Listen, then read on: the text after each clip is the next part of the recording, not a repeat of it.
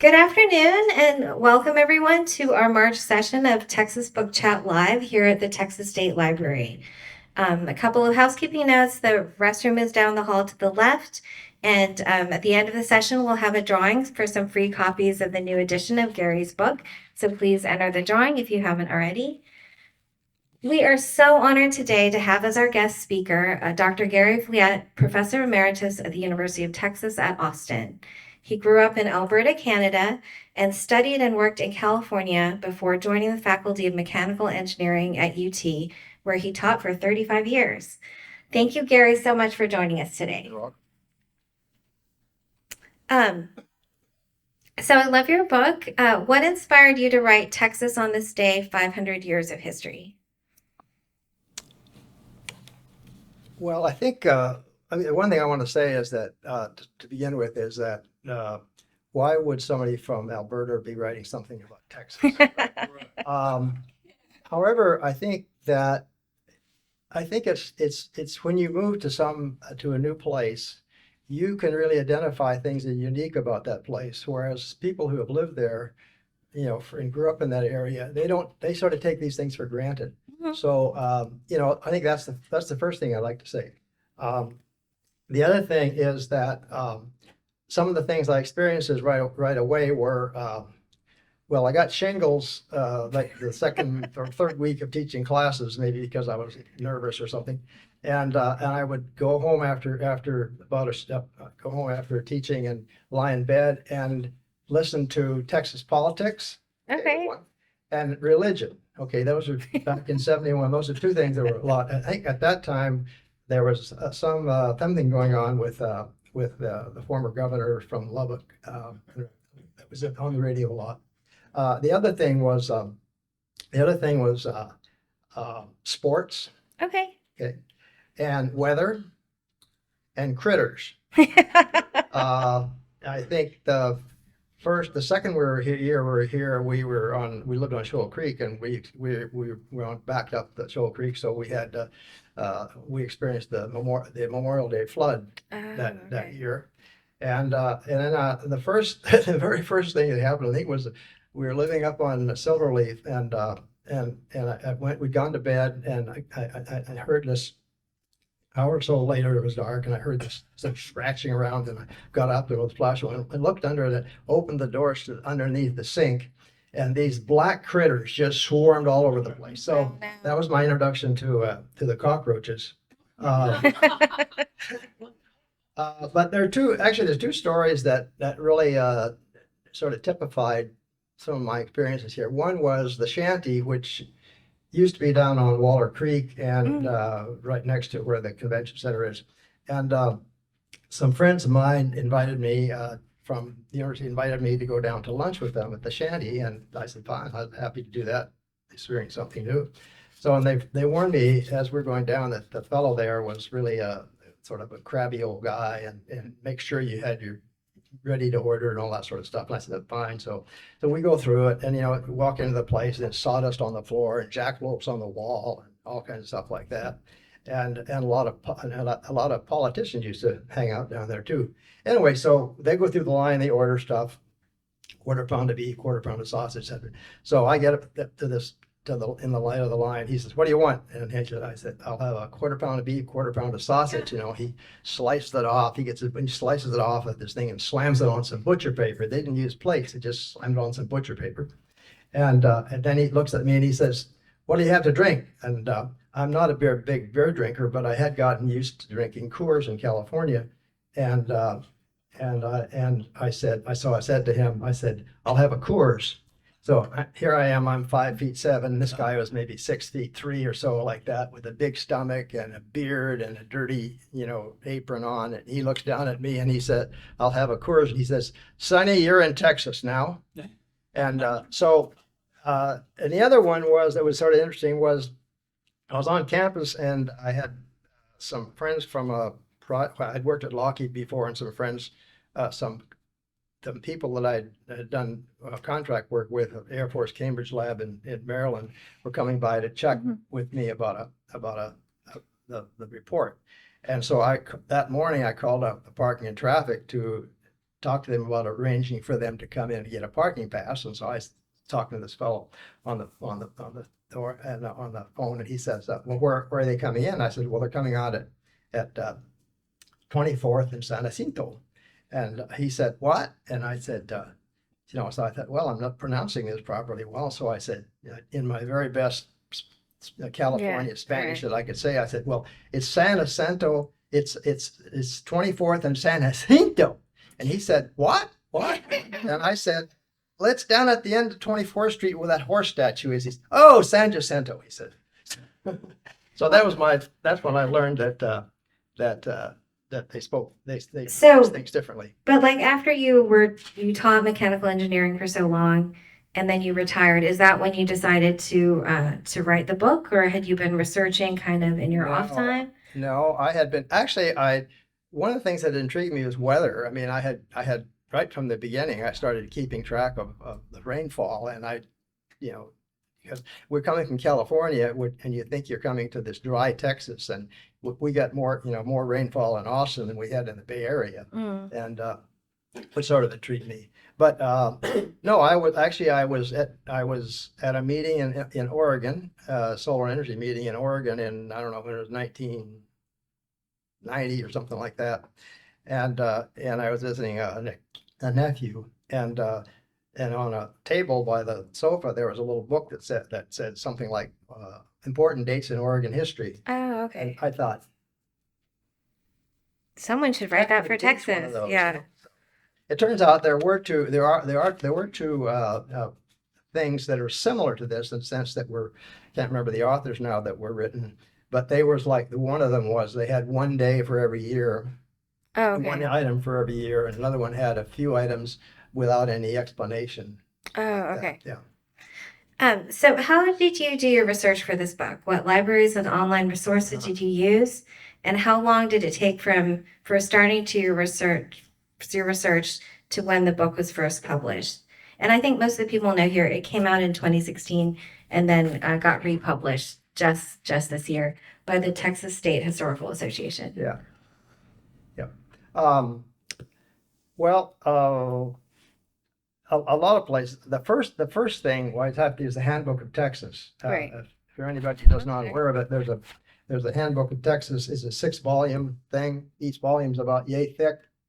And fortunately, a friend of Donna had a school teacher friend whose husband had 6 copies of it, and so Oh, I, okay. I borrowed those from him, one after the other, and used it. But lots of different museums, the Bullock and San Antonio. I came to which museum down in San Antonio, visit a couple of the libraries, the presidential libraries, Austin History Center, Mhm.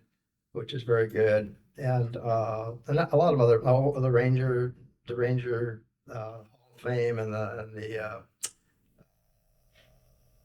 Ranger and the Baseball Hall, or the Sports Hall of Fame, Oh, and, okay. and a bunch of other places. And also, I had another thing that had sort of helped me out in the perspective was when I was doing my solar project, I had 15 stations around the state, uh, scattered around the state, where we measured solar radiation, and I traveled to those regularly, and I got to rub elbows with people in the area and things Mhm. like that. So that helped a lot. But the other thing, which I have to say is, and a lot of people, I guess, I don't know how many people use Wikipedia, but I found Wikipedia to be really helpful, and not that many errors. I mean, it turns out it's pretty well policed, and in terms of the way they handle their information, Mm. I think it's pretty good. But just a lot of things, newspapers and things like that, Yeah. TV. And I think most people are familiar with the Handbook of Texas as an online thing now, right? Right. Handbook of Oh, I Texas want to say, online. yeah.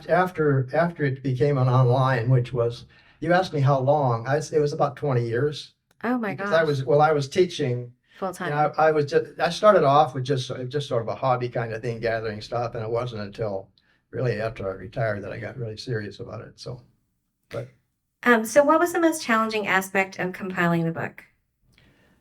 the biggest thing was what to put in and what not to put in. Right. And when I started off, well, my ideas changed as time went on, but it was just what to put in and what not to put in. For example, in sports, for example, and Texans are interested in sports, football. Yeah. Uh, and and so I went to the Texas Sports Hall of Fame, and I got all kinds of stuff on all the people who are in the Hall of Fame and all that sort of stuff. And in the first edition that I did, I had a lot of stuff in which later when went to this edition, I took out some of the stuff. That was peripheral. It wasn't that important. But the biggest thing was just what to put in and what not to put in. Just a good little example, which is the current one between these two, is that up until that book, the only major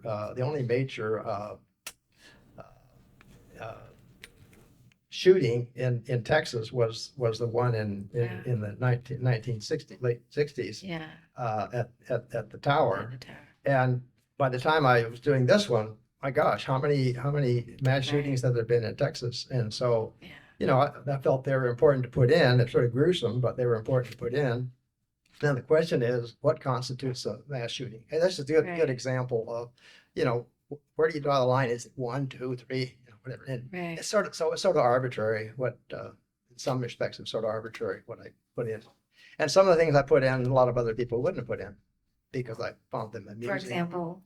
Oh, I think funny things. I can't remember one. There's one about a fellow. I can't remember his name is now. That he was a renegade out in West Texas that rode through. What is it, Motu? Anyway, he rode through town on a horse naked, but there's other things associated with it, and then he was jailed for that.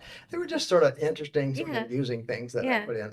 So I didn't leave anything out. It was like anything that was of interest. Yeah, no, that's wonderful. So how does this edition differ from the earlier editions?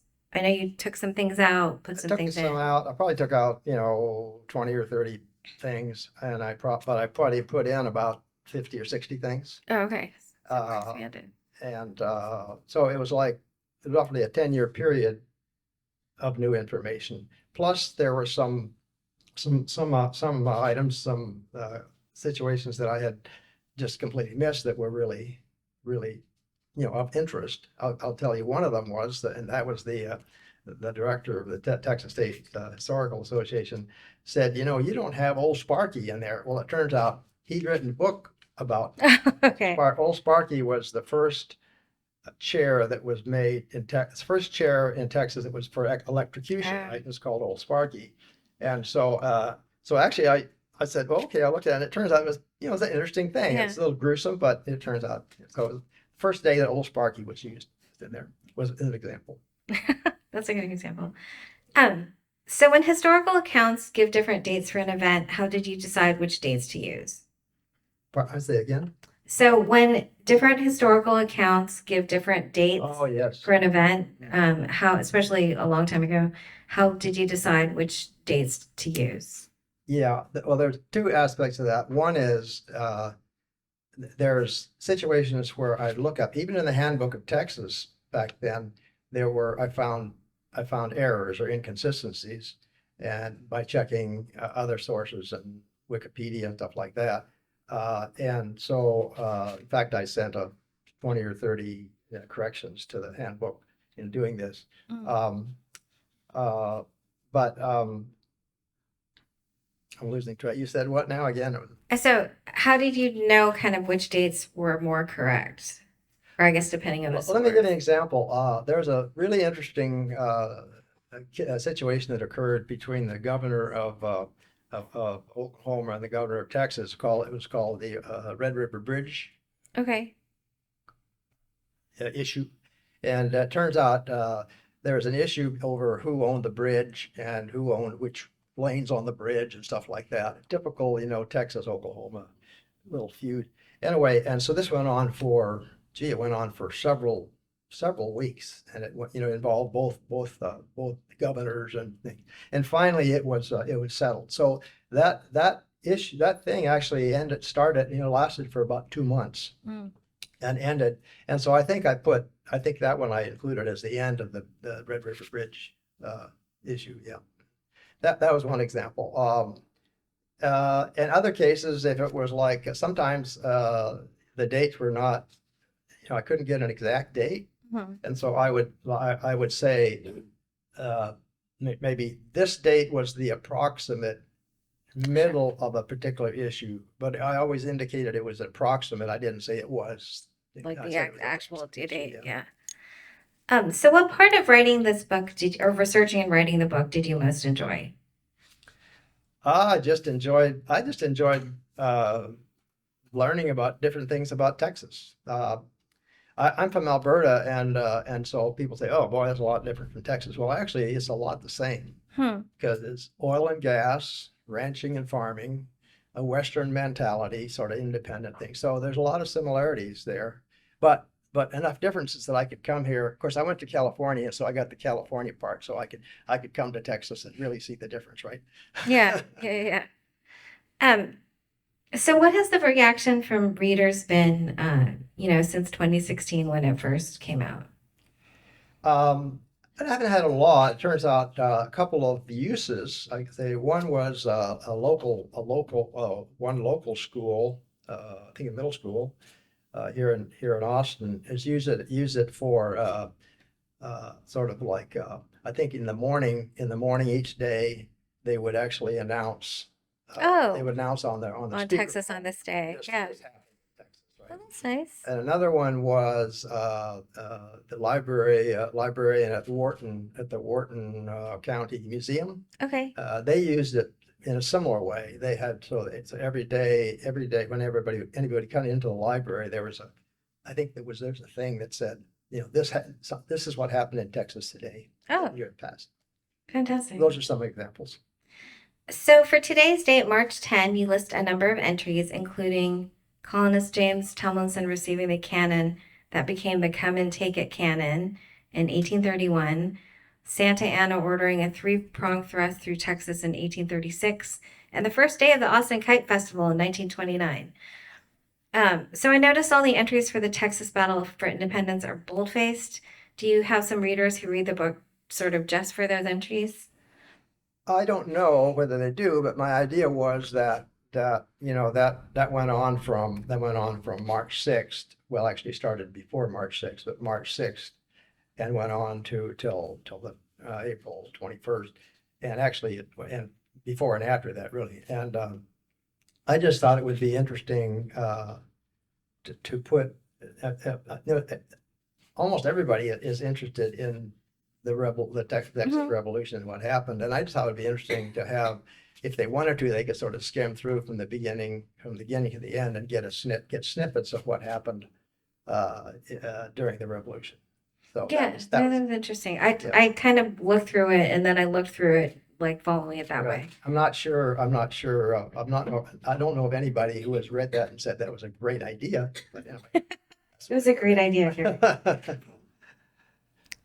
So what do you hope readers gain from your work, and how did writing this book change you? Um, well, how it changed me, it's just I learned a lot more about Texas. What readers get from the book, I would hope. Well, I would hope that it's really sort of a coffee table. I hate to say that, but it's sort of a coffee table type book because it's not extensive in its description of these events. There's probably, I don't know, 3,000 events. I don't know how many. Probably there's 365 days, 66 days, and there's about 10 per day. So there's about 3,000 entries in there, and so you couldn't make any one very extensive, right? So I just put in enough to sort of perk people's interest, so they could read it and get a pretty good idea of what happened. But hopefully it would encourage them to read more detailed information on it. And that's what I would hope that maybe. In fact, I think the Texas State Historical Association is one of the reasons they were suggested or publishing a second edition, was to publish it and encourage that it might be adopted in schools and civics classes and things Okay. like that. And it's kind of fun to look up your birthday and see what happened on that day. Yeah. I brought it home and my family was like, "What happened on my birthday?" Well, you can check it out and see. So anything else you would like to add for our audience? No, I just want to read Oh yeah, read a sure, couple things here. absolutely. Um, and let's see. Since this is Austin, I'm going to put this down and just talk. Since this is Austin, I thought I would just mention list a couple of items here. This was in in May 6th, 1895. Austin's moon towers were first lit. Each of the 31 towers was manufactured by Fort Wayne Electric Company in Indiana. Was about 165 feet tall and provided illumination over 3,000 foot diameter circle. Power came from the recently completed dam and power station on the nearby Colorado River. 17 of the towers still stand, and in 1976 they were put on the National Registry of Historical Places. Which I thought was, and then there's one here that, uh, yeah, this is also one. When I put these about Austin. So what is this? This is in 1930. 11-year-old James Fowler fell from near the top of the 165-foot tall Moonlight Tower near Woolridge Park in Austin and survived. Fortunately, he bounced off several girders rather than experiencing an unimpeded fall. So that was so these are just little things that pique my interest. Here's one for a friend who's sitting in the audience. It says, a fight between Indians and whites took place on Pack Saddle Mountain in Llano County. A band of about 20 Indians, reputedly Apaches, had been raiding and stealing horses and cattle along the South Llano River. James Moss, his two brothers, and 5 others overtook the Indians on top of the mountain, where 300 to 400 pounds of beef were drying on the rocks. In the fight that ensued, 3 Indians were killed and 4 whites were wounded. I think there's a great granddaughter sitting there. Oh wow. Like that.